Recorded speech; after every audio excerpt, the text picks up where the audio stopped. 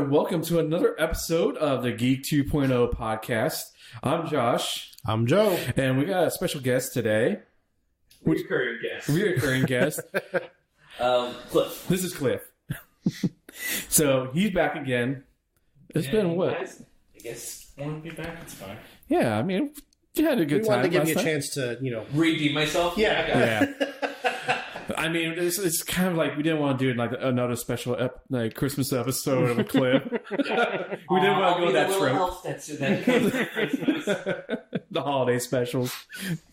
At least it's not a special episode. That's the worst part. I mean, how we label it after is just out of your hands. Yeah. What Josh does by himself. I haven't done those in a while. I gotta get back on the wagon with that. It's pretty much intro music and right in. I gotta start doing that. So this is gonna be another special episode with the heartfelt music. But no, on this episode, we're actually gonna be talking about accessibility gaming, because I'm not gonna say, but the Superb Owl had a big commercial from Xbox or Microsoft about their.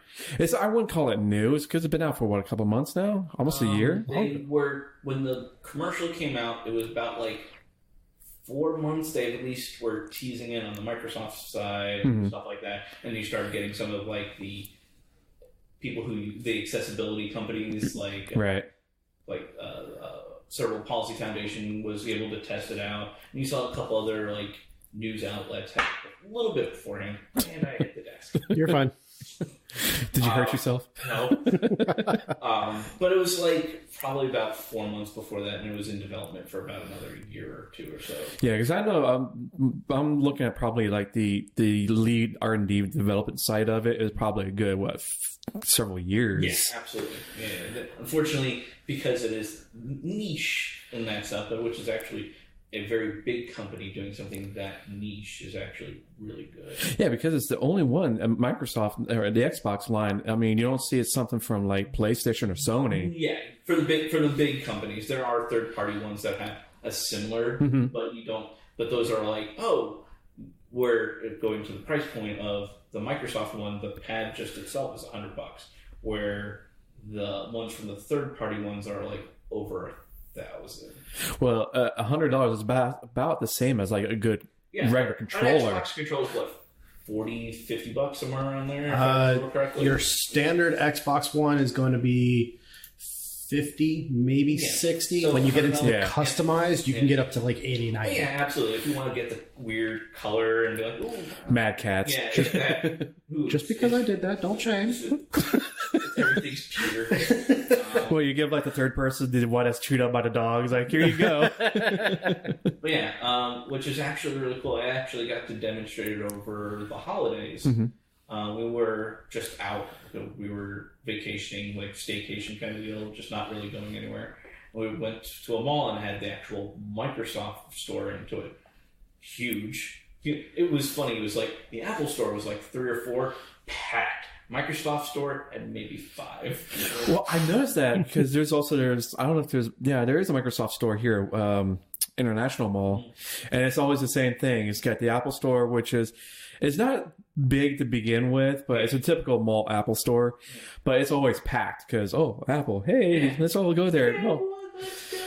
But then you go to look at Microsoft and it's Surface and Minecraft and Xbox, and that's about it. But they actually do a lot more at the Microsoft store than you would actually think. There's the tournaments and the hands-ons with all this stuff. A lot more hands-on stuff that I've noticed is that was the Microsoft store. But lo and behold, go into the store and they actually had it set up. So I was great. I could actually, before thinking about it, I was this would be really great for Lex. But what is it going to entail kind of deal? So, if you've seen the commercial with the kid that was in the chair, it's 2 big buttons and then up, down, and then a start button. But on the back of it, and you have it up. Yeah, I got it up now, on it. They literally have a spot for each individual controller. So left stick, bumper, all that kind of stuff. Yeah, because I was looking at it as assignable to whatever it is. Correct. So let's say for a game, let's say like Fortnite or a shooter, stuff like that, where he can then control the A/B, and there's other switches for other things to reload and all that kind of stuff. Also, another great feature is that you can do assisted guiding. So where he would control all the cool things like shooting and stuff like that, I would be the person walking through all the things. So I thought that was actually really cool that it was actually assisted. So well, it's also it gets you also to enjoy the game. Yeah, the bonding, the father bonding stuff. Yeah, absolutely. It was actually really cool. They only had 2, and so in the back you plug in switches, which are, think of it as like the buzzers that you see like in game shows. That's kind of the best way to describe it, and you can hit that, and I would assign whatever associated with it. But it was actually also explaining the person actually knew a little bit more about it. Like all the AAA games will be associated, will work with it. That's my next question is like, what kind of games are out there that actually, because this basically is just emulating a regular controller. But I know there's probably some back end coding that says, okay, well, we have to do a little bit things differently. That this button does this, X button does that. Yeah, unfortunately, all A plus will be able to do it, but like if you went into like the game store and download some like indie game, it might not work. Unless they actually went and made their game accessible to these different controllers. Well, I'm assuming that it's probably something along the back end, like a plugin type pack that you would actually add to your coding. With some. That would actually just kind of associate. Because it can't be this too goes much. to this goes to this. Like, and it's just a matter of just adding that pack to your code. And with indie games, usually, they try to keep things smaller because they don't put that much development into it. Most indie games are. I'm not going to disparage indie games because I think they're pretty awesome. Some of the best games are indie games, but they're more like the 2D side scrolling not shooters, but side scrolling. Yeah. And they're not like they're passion projects for the people developing it. They're not a studio Halo or Apex or Fortnite or anything like that. They don't have a team of people that can spend the time to make like those associations at most. Yeah, 4. That's generous. That's why I said at most. It's usually like what it was like the one guy who's doing the Super Meat Boy for whatever. Yeah. Or Fez. The other thing that's really nice that Microsoft was smart enough to do, I guess you could put it, because they didn't have to do it, was put it out for people to actually see and play with and try. Because this is something that they could have very easily have just advertised and that's it. Yeah. And instead, they're actually putting it out there because for people in your situation, it is much easier to actually go there, touch it, and realistically see this is how it would work for me. Yeah, trust me. That's a big difference than trying to assume. Because don't know how many stuff Jess and I have gone through. Like, this looks really well. This looks really good. Bring it, and it's like, no, this doesn't work. Doesn't work, or not the thought process that we thought it was going to be. I mean, just you look at it and be like, all right, I think this is going to do. You spend hundreds of dollars on it, and it's not work. That's the other thing with that. Everything in your guys' realm when it comes to stuff with special needs, all of a sudden the price gets jacked up. So to go through that, we talked about it last time Cliff was here, because everything else that is like you said, niche, and it's just like, oh, well, how much can we get for this? Well, R&D was this. Well, let's go ahead and bump it up 10-20%. And kind of feels like what's his name that bumped up the price of the medicine a couple $100, $1,000%. There's also a side story of that, but yes. But yeah, essentially that's why I was like, Microsoft, it's $100 for that. I'm like, that's amazing. And it's a loss leader. I mean, they're not making any profit on that, which, I mean, a little bit, but they're not yet, at least. Not in the shareholders' eyes. Like, you can maybe charge $200, $250 for it. Well, what's interesting about that you bring that up, I was actually told, I'm honestly not 100% if this is true or not, but I was told everything that Microsoft does hardware related like that, like with the Surface and all that stuff, they actually build it with the thought of it being a loss. Okay. And what they do is that they build it to show other companies, look, here's what you can do. Right. Take it and run.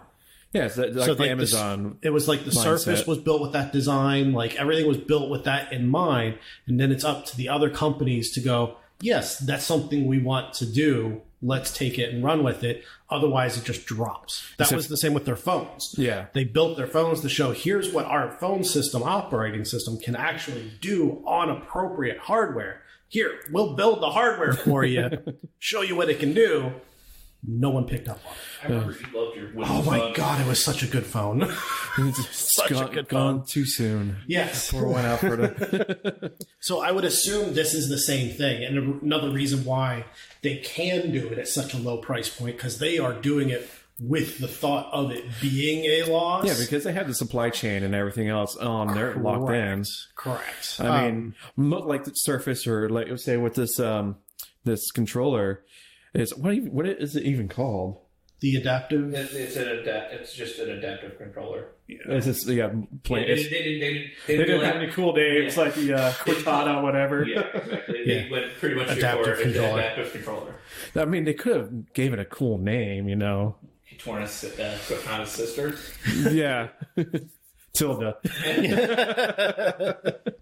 But no, like I said, I mean, the switches can be very inexpensive. There was actually one of his aides, one of the people who does like therapies with him, was saying that there's a company or a school that does 3D printing of switches, which essentially they're $0.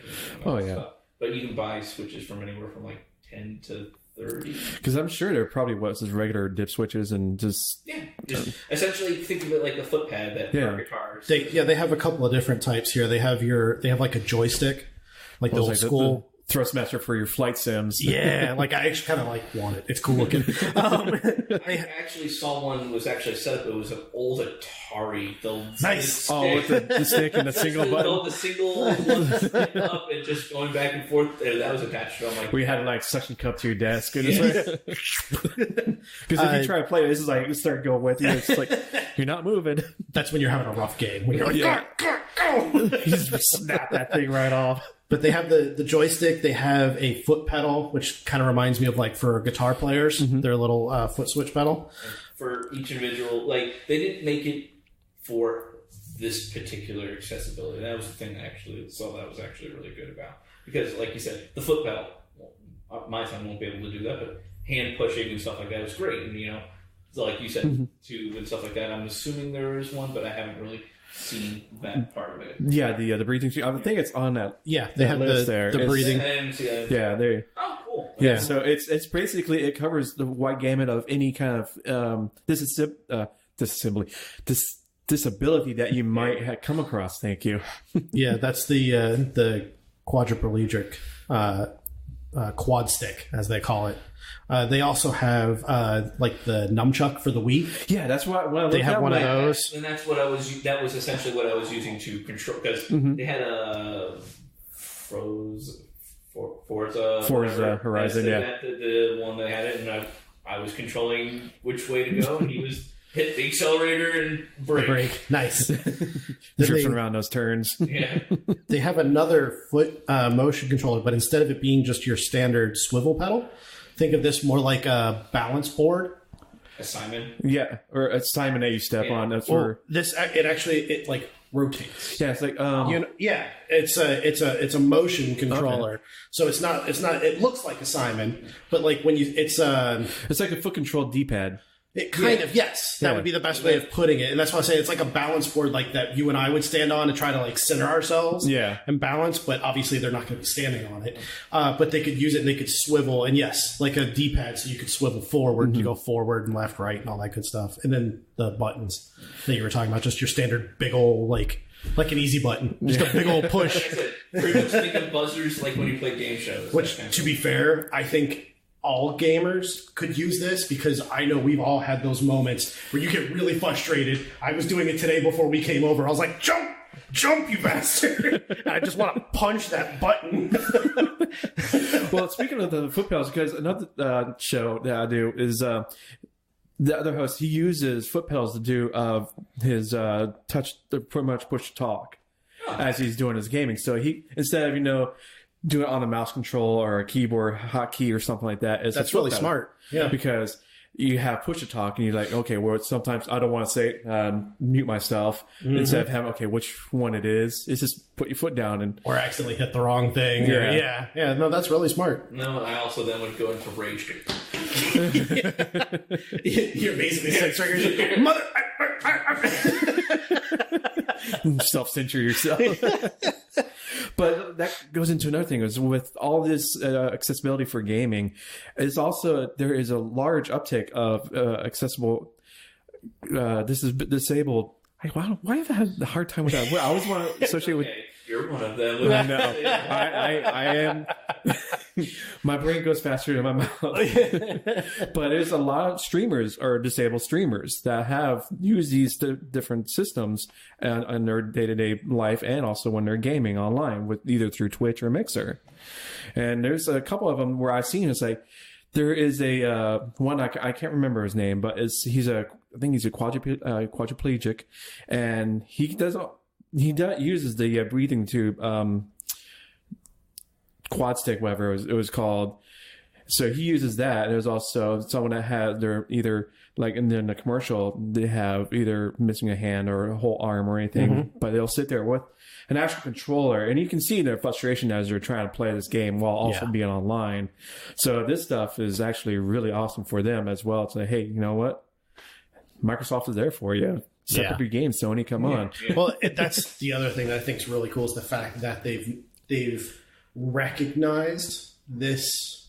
I don't want to say market because that sounds kind of bad and greedy. Yeah, it has that bad connotation, but nonetheless, there is the market. Yes, they've recognized that there's this fan base, I guess would be a better way of putting it, out there of these people that do want to play, want to join in, but can't. You know what I mean? That they're actually not be the voyeur, they actually be the person that's which is awesome. Not even taking that aspect out. They actually, the friends coming over, or they go over to a friend's house. Yes, and they can't really play, or if they can't play, so again they have to watch their friends play, and they can't join in that fun, and they kind of feel left out. Say, hey, well, I'm this way, I can't join my friends, I can't be normal, so to speak. I mean, I can't have that aspect of my life.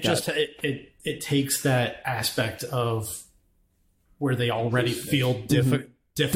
And makes them feel more included. Yeah, which is awesome. That's the way it should be. That's noticing within the past year or two, a lot of companies have been trying to be inclusive. Like you see Target ads with kids in wheelchairs or with braces or... that's been a long... I mean, I don't know if you remember back in the old Burger King days, the kids club. Wheels! As a kid, his nickname was Wheels. He was a kid in a wheelchair. Yeah. And then, what was this?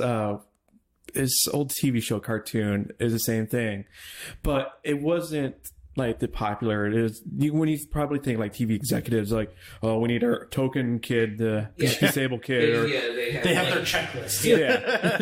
Adam Drew and everything just did an episode where it's like, yep, you have the token Asian, you have the misogynistic dad and friend and all that other kind of stuff. Yeah. It's good to always do the stereotypical stuff with, say, of course, like I said, the Asian was he's probably good in math and he's very scientifically inclined. I think he was ruining comedy, I think, on that episode. No, it was ruining the stereotypes in TV shows. Yeah. And I was like, computer is the person who's the Asian kid. And they were talking about how much, because of how bad we treated Asian Americans during the time, they were like, here, we're going to put them on a pedestal and make their own stuff. Yep. It was a good episode. Yeah. But there's also that one TV show, I forget the name of it. It's where the family or the mom is, I think she's a single parent, and she has a disabled kid in a wheelchair, and I think it's on FX or something. Speechless. Yeah, it's on ABC. But it's more coming along where it's like, okay, excuse me. It's some good water. This is about to become an unairable episode. Quit dying on us here. But Memorial. Yeah, that's at the end credits. But it's more like the TV shows, games, and stuff are becoming more. The companies and distributors, they're becoming more aware. Finally aware. It's like, okay, there's more than just your average white people. Yeah. Or the able-bodied people. Yeah, and then even there's a CSI, NCIS, New Orleans. The guy who's in a wheelchair is actually in a wheelchair, and he's not like, it's not like Glee where the kid was not really, wasn't actually disabled. Gets up out of the chair. It's a miracle. Yeah, You mean I'm going to be paid to sit in this all day? Okay. which was bad because he was the dancer in another He's a TV skilled show. dancer. Yeah, skilled dancer. Yeah, so the fans be like, wait, I thought, what? What's going on? And that's what I thought what was in the show, and find out that no, that's actually he actually had an accident and became paraplegic, and they wrote it into the part show. of the show. Where, he was a good enough actor that they were able to do that. Because a lot of this stuff, I mean, we have been dealing with since, I guess, the dawn of time, and It's been worse. It's gotten better, but it was even worse. Well, it's more a forefront of the average person's everyday life. Yeah. I mean, if you go to go down to the mall or something and you ask someone, hey, do you know what such and such is, or how they go about their daily life, and they'd be like, what?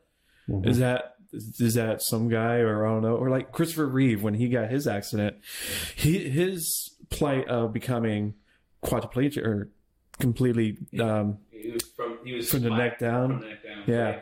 Quadriplegic, but then it was so high up on his C2, I think, C2, C3, which is high up in the neck. Mm-hmm. Because it was the first. I'm not going to say it's the first time a famous actor or famous celebrity became disabled. But we had Theodore Roosevelt. Yeah. His polio, essentially, he was in a wheelchair, but no one knew because he hid the fact.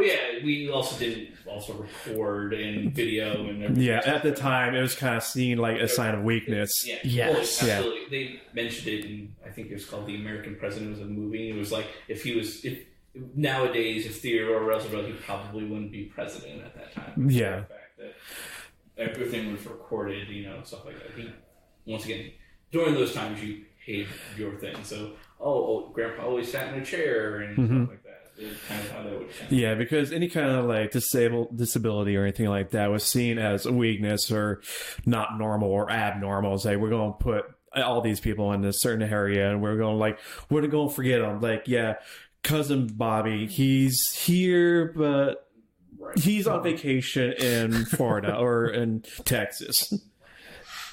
But getting more inclusion of all of these aspects of our actual normal day life is what's a big part of our lives. Is we'll have normal people, then we have our disabled people, and then we have people with other disabled or abilities. Or and it's starting to open up more than just physical too. Mental is starting to also become a big push, especially with gamers because, we talked about this before with the trolls. Now, I'm sure when you look at this hardware, I'm sure there's people out there. Oh, it's hacks. It's a modded controller. Yeah, he's using a modded controller. This is rigged. He's a hacker. On report. You try to do what he does. See how well you do. Yeah, I said, you take your normal Xbox controller and you explode it out with all these different things. Yeah, you try. Your coordination is not going to be good. It takes a long time to train yourself to do all this sort of stuff, especially if you're working with. You came to muscle memory just to do into your four fingers that you normally do. Now, trying to imagine. An easy way of really being able to associate is look at when Guitar Hero first came out. Oh yeah, something as simple as that, to play. And you go, okay, the 4 buttons I can do, and then you add in that 5th orange button, and you got to move, and your pinky's way over here. And you're like, oh my god! And then you can also look the other part, the people just freaked out in the beginnings. They're like, this is really hard to do, and they gave up 1 or 2 songs in. Once again, even guitarists would laugh at that, but essentially it was paint by numbers guitar. Yeah, and are very rough. I'm not saying that it was And there close. were a lot of guitarists that couldn't play the game. Yeah, well, once again, Because it threw muscle them memory. off. Like, Yeah. it was... Which Because is why they're they used had... to like going up and down the what was it, here I go with the fret, yeah. Well, and that's why they had... It wasn't Guitar as Smith. popular. Yeah, the Guitar Smith that was actually like... It could teach you how to play and had the full like experience. But that just didn't pick up because it was more educational than Not gaming, yeah. Yeah.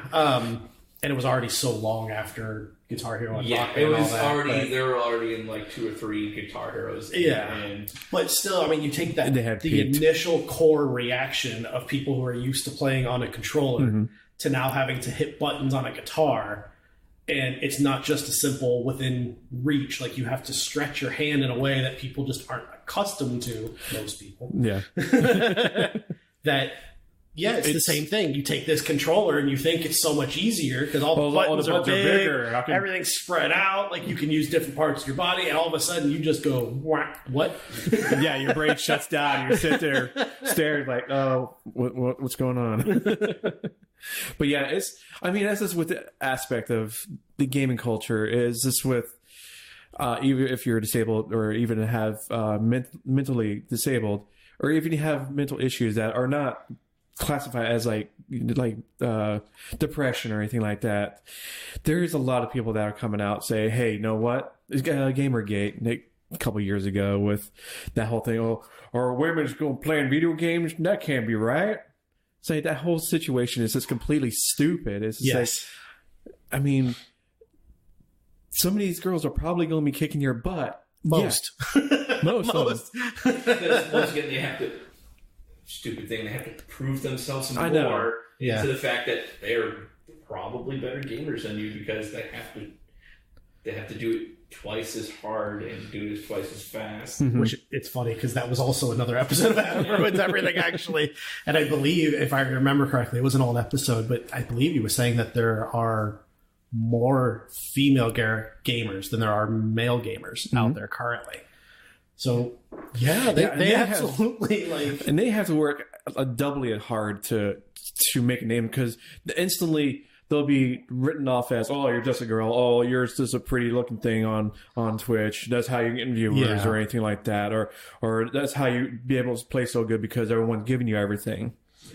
It's like, no, it doesn't work that way. It's yes and no. The only reason that I will say yes and no is because there are situations where that is the case. A friend of ours, I don't remember if I've talked about this before or not. A friend of ours was playing Grand Theft Auto 5 online, and he was playing under his wife's profile. Right. Because it was like a shared profile, but it was all set up under her. So it was a female character, female name, like on the Xbox, everything was set up female. So when he started playing Grand Theft Auto Online, he created a female character and just kind of kept it going. He made out rags to riches. Like, I imagine. My God, there were so many thirsty gamers out there that they find a quote-unquote verified female. Yeah, because everything's female. Oh, God, I remember. I don't know if this is still a thing. That it was... Like it was a little bit before Patreon, or at least the beginning parts of Patreon. It was like, here's a gamer girl. She can play with you for 10 hours, 5 hours, X amount of hours. You pay them to have a companion to play a game. I'm sure that's still a thing, but I don't vaguely remember what it was called. It was something stupid. But yeah, he was gifted cars, money, like in-game currency, obviously. But like he was gifted everything, and he showed me like it wasn't just him BSing, which is very, very, very possible. But like he pulled up his Xbox profile messages, it was just spammed, full of dudes. But it's just ridiculous what they're asking for. Yeah. Oh my good God! It's like these a picture of your feet. Oh my God! Just basement so dwellers. much. So and like the people that he did play with. He would refuse to do any, like, he would play with them, but he wouldn't do any voice chat for obvious reasons.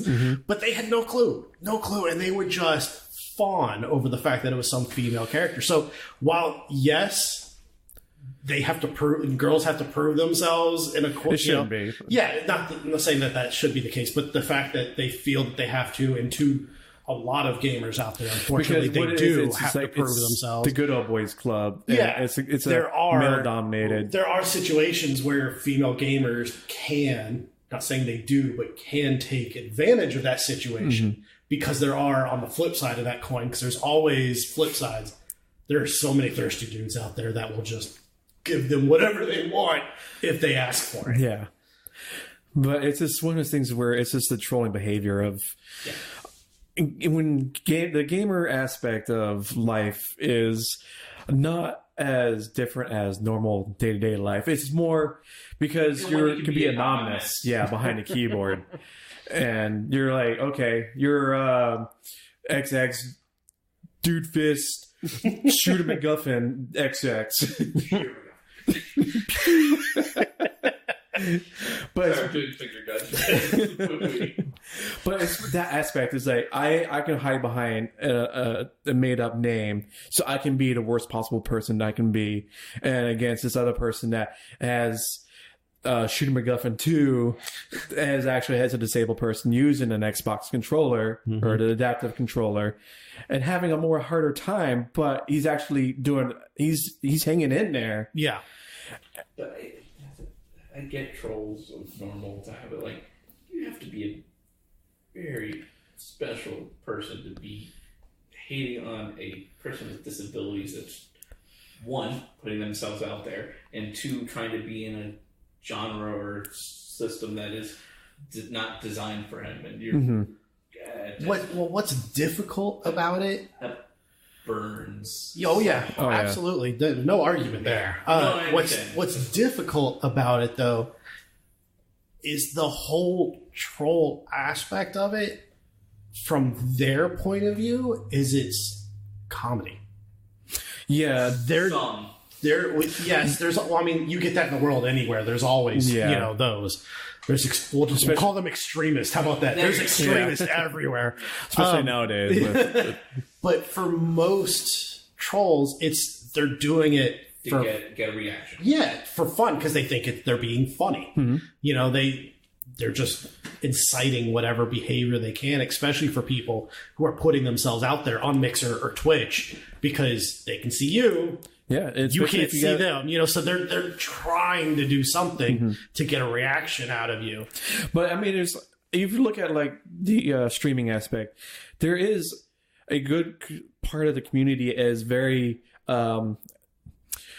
welcoming of these people that are actually putting themselves out there. But like, again, you have the other aspect of people is like, get good, noob, come on. It's like, so it's because you got no arms and you're using a controller with your feet. Come on, dude. Yeah. Work it. But I mean, that's message to leave because of mods. Because they in turn have to have a higher number of mods to help run their channel because they're getting inundated with all these people. Just playing the game. They have to control everything else. Yeah. Mm-hmm. Or they have to have someone that's, moderating and running it for them, basically, while they just play. But like, the whole aspect of the trolls, I mean, it's been around before even real online games were playing. The only reason I know this is because I remember, it's going back now, back in the days of like dial-up AOL. Yeah, back in dial-up AOL days, when you used to get that 30-day free trial in the beginning. You get so many of them, you start using them as coasters.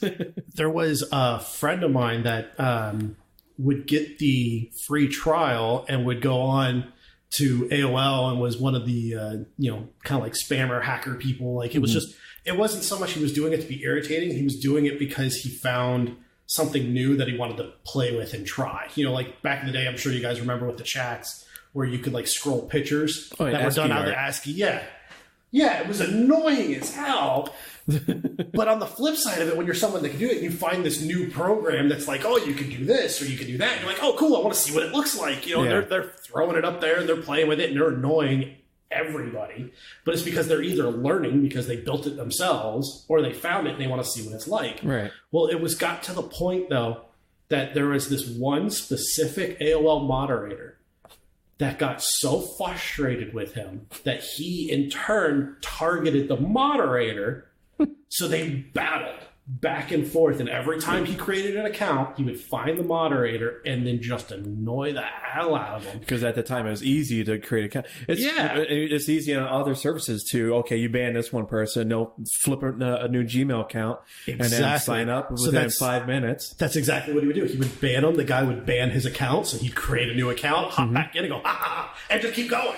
And he was like, of course, back then we had no word for it, we had no knowledge of it, but he was a troll. Yeah. Plain and simple. You know what I mean? So this is something that's been around since the internet. Once again, you have, just in the weird sense, you have the artist, and then you have the critic. It's the same thing, just different name. Yes. Well, it's like, it also happens at a comedy show, you know, like, Well, it happens also in real life too, because you have people that says, you create this work of art and say, oh, I made this. And someone's like, okay, well, this is awesome. This is great. And you got, that sucks. Yeah.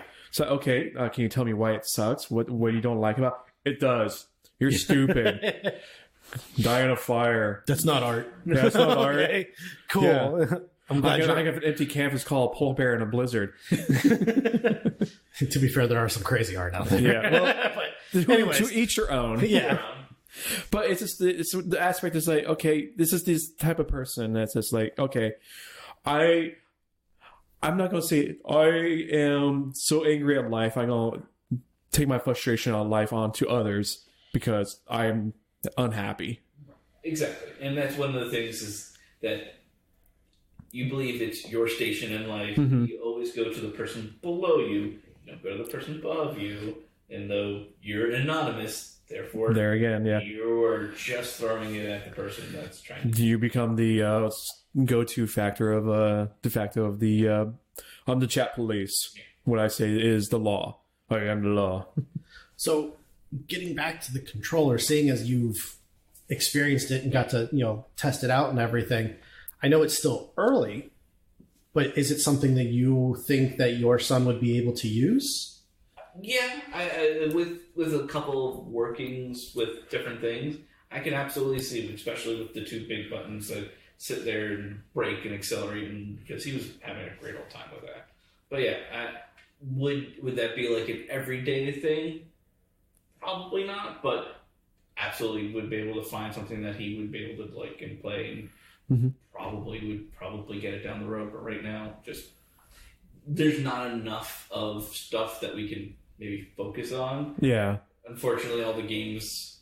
I mean, play Fortnite, but Fortnite's kind hey, I can't do Fortnite either. I tried playing it. I can do the shooty pew pew, but the building aspect, no, I fail at that. Yeah, I don't think VR is going to be the greatest for him. But once again, he's turning 7. Oh, marriage. Trying to find stuff that maybe might grab his attention, but we'll see. I don't know how well those games are going to associate with. Well, does he have like any kind of games that he likes playing over others? Like I said, like the driving game. It's probably what he likes. Probably he'll like the driving game because he can crash and do all that kind of stuff. I don't see much in first-person shooters or anything like that. But the Lego series, I haven't tried it yet. He hasn't been. Usually when I play those, it's usually in the middle of the night, so there's not like can't really. Creeper. Oh yes, the Lego-ness. You gotta let him play the Legos. I mean, stop hogging. I know. Unfortunately, I think the Lego game I have is for the PlayStation, so it's not going to help. But absolutely, I think he'll enjoy it because I think he'll like the witty comments and stuff like that. Yeah. I definitely could see it. If it's something that's in our immediate future, probably not. But absolutely can definitely see it for once he gets maybe a little bit older and more game oriented during that time frame. But yeah, I definitely can see it. A lot of people who reviewed it, like there's a site called Daggers, Dagger, with the dots in between. Okay. It's like disability players and stuff like that. Gave high reviews, and especially with even not with the games, you can see games like God of War. They have the ability to turn off quick play because of the fact of because you can't spam those buttons. All right, yeah. So they've worked ways into accessibility, but not in a controller aspect. And Okay. stuff like that. There's still a lot more room to grow. Where Absolutely. the going back to like the developers of the different games, to add more third party or indie games into this mix as well, to add the capability, because like I said, it's probably just a small bit of code that I would assume, controls the I would controllers. assume it's just something that they It's could just just whatever throw in. hardware and plug in at that point. Yeah, the implementation has to be implemented to put in. Yeah, I don't see why it wouldn't be developed so that way it would just be, a package file or a code drop or something that just gets added, and it's just a matter of a check in the initial load of the game of what's connected to the system. Is it connected to an adaptive controller, or is it connected to an Xbox One standard controller? And then just, okay, we're going to use this cold path, or we're going to use this when it comes to what buttons. Like, I would assume it would be that, but I obviously Once don't again, know. it all depends, like how much time they want to put into it. And The other thing I'm curious about is this the start, or is this it? Because to me, it's Microsoft. So I see no reason that they couldn't take this controller and do something in regards to adding it to a computer.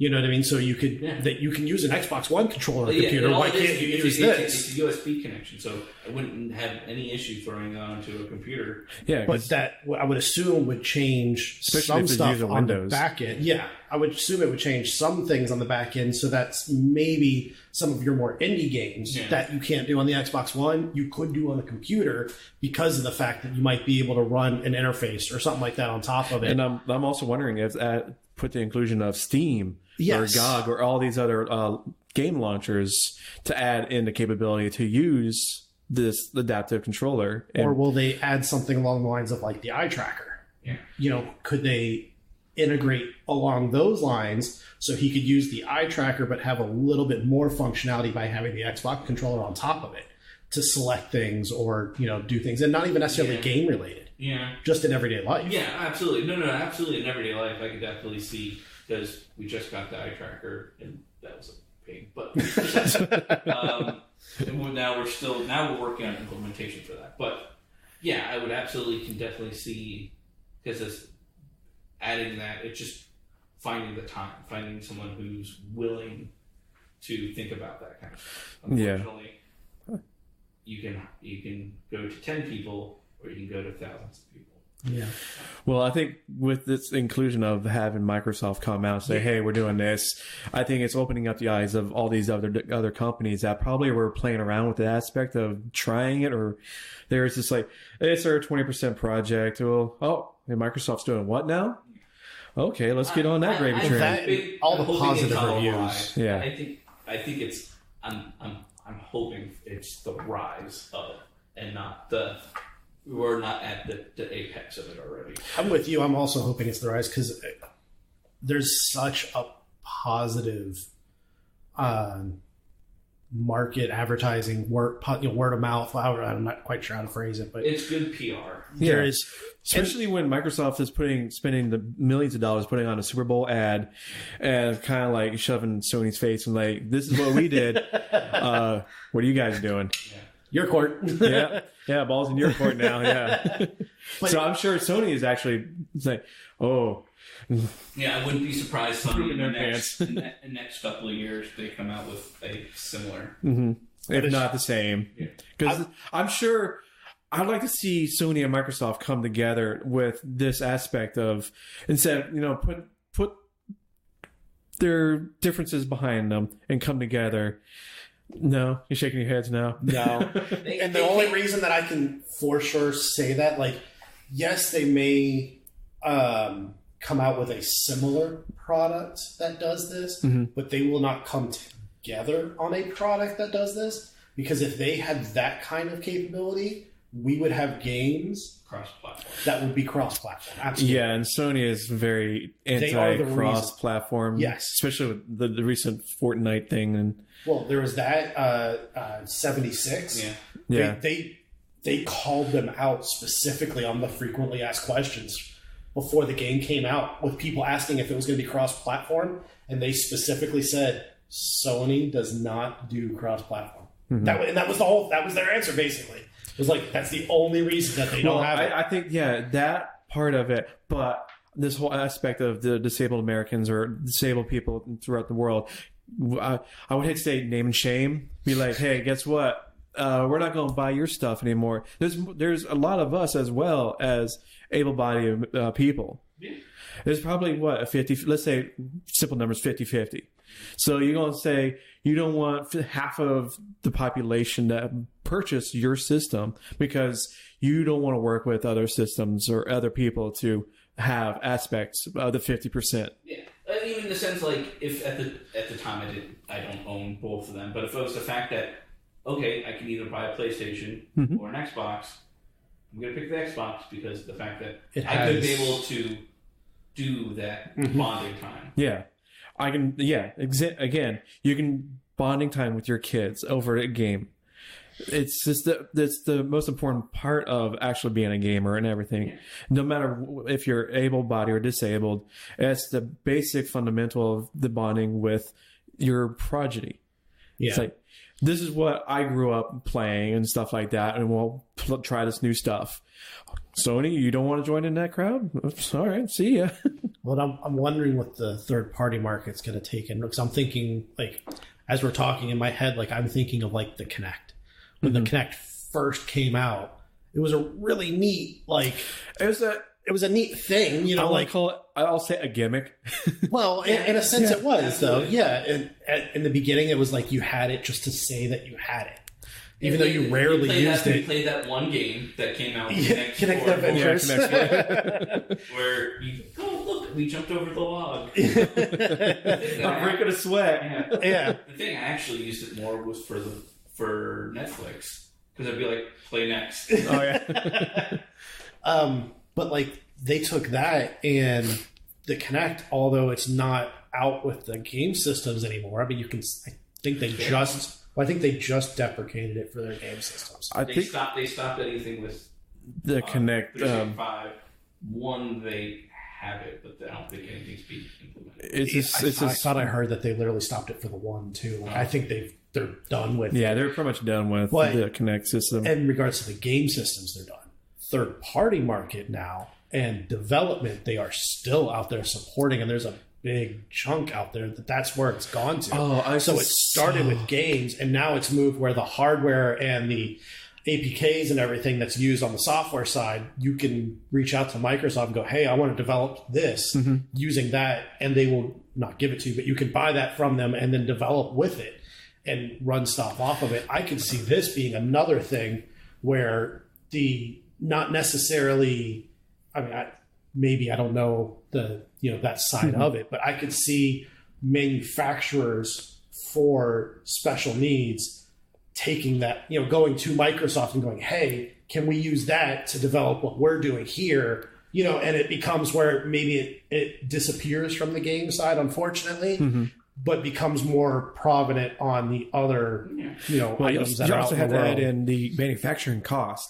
It's gone down a lot because 3D printing is basically most of the cost. I'm just guessing here is on the software development side, because hardware is the simple switches and the plastic that you can easily pump out with thousands of them on a production line. It's the initial development that costs the most.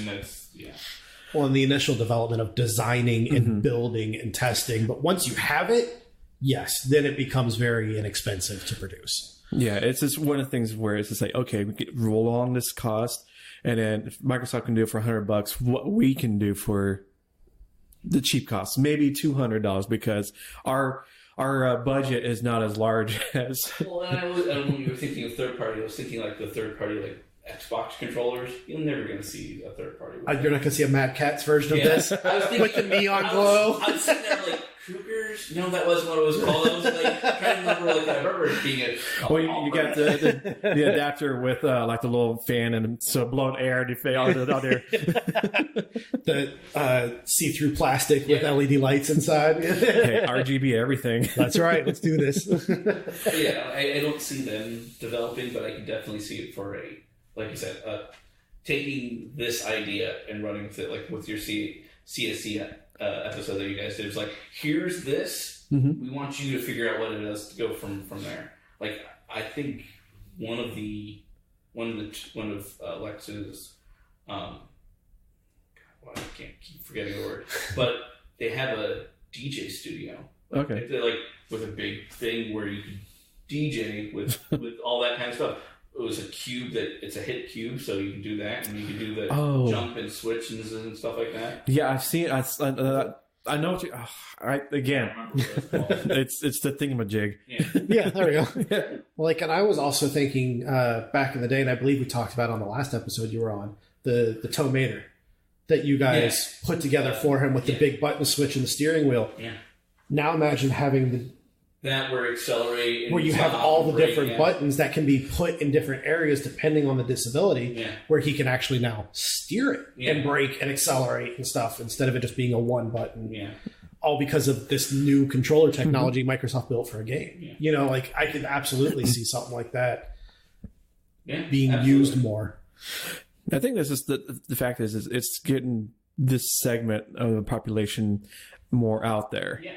It's a great thing that hopefully they keep up with and more people jump on. Yeah, keep going on that train. Do more. Let's see. Okay, Microsoft did this. Okay, what can you do next year? What's the improved version, the hardware version of it? Or, you know, they're getting great reviews, they're being applauded for their design. Where's the negatives? There's always negatives. So where's the negatives? What can we do to fix those negatives? Mm-hmm. You know what I mean? So they take everything that they've done. Okay, here's what we're hearing. This is a reoccurring thing. Let's build ours. What's your shelf life on that? Fixing that piece. Have it as a dead product that goes out and it's dead, and where you're not patching, you're not doing anything. Keep it a live product. Mm-hmm.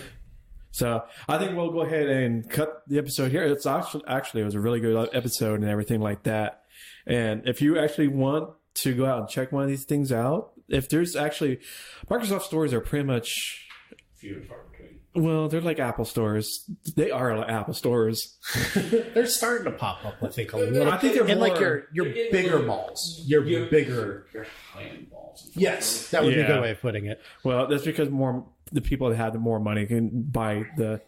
Yeah. I don't buy the Surface Studio because I got $3,000 burning in my pocket for a low-end type of. But that's another.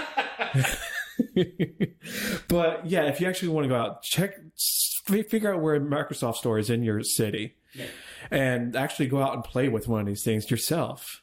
Or if you have a disabled child, take them with you. And this is something that new and cool that you actually can bond over with in gaming. Mm-hmm. Or get them out there to get them new friends or new experiences. Because I'm sure if your kid has disabled, it probably has friends that have game systems. Yeah. It's every kid. It's like you have a kid. Okay, you have a game system. It's like a package deal. Almost. Yeah. It's like a BOGO. They give it to you at the hospital. Yeah. You get the choice. It's like, oh, it's a boy or a girl. It's like, what do you want? PlayStation or Xbox? No Nintendo. Or the Switch. I mean, that's another episode. But again, thank you for joining us on the Geek 2.0 podcast. You can obviously get in contact of us anywhere on the socials and all that good stuff. But until next time, we'll see you and we'll catch you again on the flip side. Where's my mouse?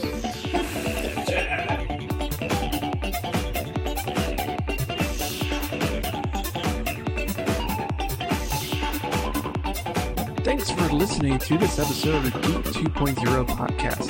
Be sure to check us out on Facebook at facebook.com/Geek 2.0 podcast. Also, be sure to follow us on Twitter at Geek 20 podcast. Don't forget to visit our website at geek20podcast.com for older episodes, news, and much more. And make sure to subscribe to our podcast through your favorite podcatcher player of choice. The Geek 2.0 podcast is part of the Collective Network.